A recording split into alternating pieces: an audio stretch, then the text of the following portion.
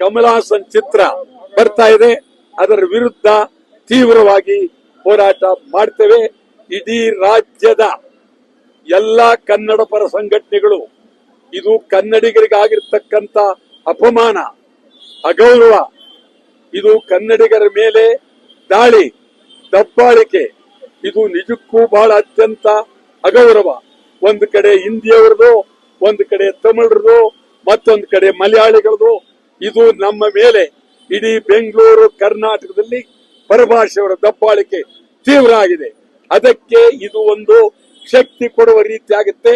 ಕಮಲ್ ಹಾಸನ್ ಯಾವ ಕಾರಣಕ್ಕೂ ಕೂಡಲೇ ತೆಗೆದುಕೊಳ್ಳಲೇಬೇಕು.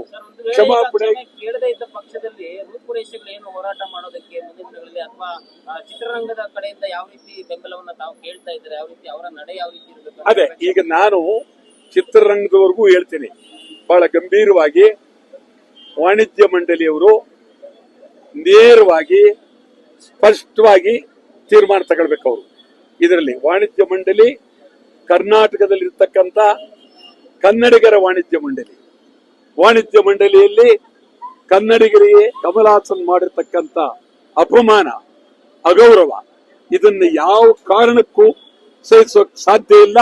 ವಾಣಿಜ್ಯ ಮಂಡಳಿಯವರು ತೀರ್ಮಾನ ತೆಗೆದುಕೊಳ್ಬೇಕು. ಅವರು ಸಂಪೂರ್ಣ ಬೀದಿಗೆ ಇಳಿಬೇಕಾಗುತ್ತೆ. ಇದು ಸರ್ಕಾರವನ್ನು ಹೇಳ್ತೀನಿ, ನೀವೇ ಸರ್ಕಾರವೇ ಕಮಲ್ ಹಾಸನ್ ಮೇಲೆ ಮೊಕದ್ದಮೆ ದಾಖಲು ಮಾಡಿ, ಸರ್ಕಾರವೇ ಕೂಡಲೇ ಚೀಫ್ ಸೆಕ್ರೆಟರಿ ಅವರು ಅವನ ಮೇಲೆ ಮೊಕದ್ದಮೆ ದಾಖಲು ಮಾಡಬೇಕು. ಕೂಡಲೇ ಕ್ಷಮಾಪಣೆ ಕೇಳಬೇಕು. ಇಲ್ಲದೆ ಹೇಳು ಹೆಂಗೆ ತಮಿಳಿನಿಂದ ಕನ್ನಡ ಹೆಂಗೆ ಉದಯವಾಯ್ತು ಹೇಳಲೇಬೇಕು. ಇಲ್ಲ ಅಂತಂದ್ರೆ ಕರ್ನಾಟಕದೊಳಗೆ ಕಮಲ್ ಹಾಸನ್ ಬಹಿಷ್ಕಾರ, ಕರ್ನಾಟಕದೊಳಗೆ ಬರಕೂಡದು.